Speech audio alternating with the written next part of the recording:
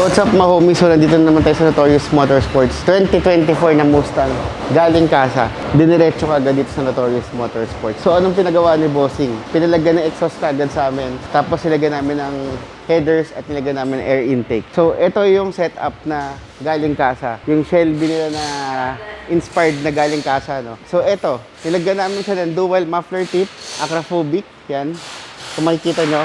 Tapos gumagana pa rin yung active mode tsaka sports mode niya. So ito yung pinaka-muffler niya, tapos ito yung pinaka-exhaust system niya. So nilagyan namin siya ng X-pipe, tinanggalan namin yung yung pinaka-resonator dito. So nilagyan namin siya ng X-pipe para mag-rumble yung tunog. Tapos nilagyan din namin siya ng flexible pipe dahil syempre ma-vibrate to. Tapos tinanggalan namin yung catalytic converter niya.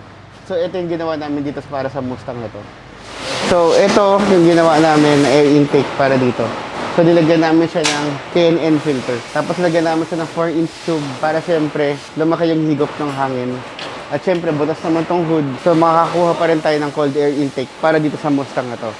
So, ngayon, tingnan natin kung ano magiging tunog nito.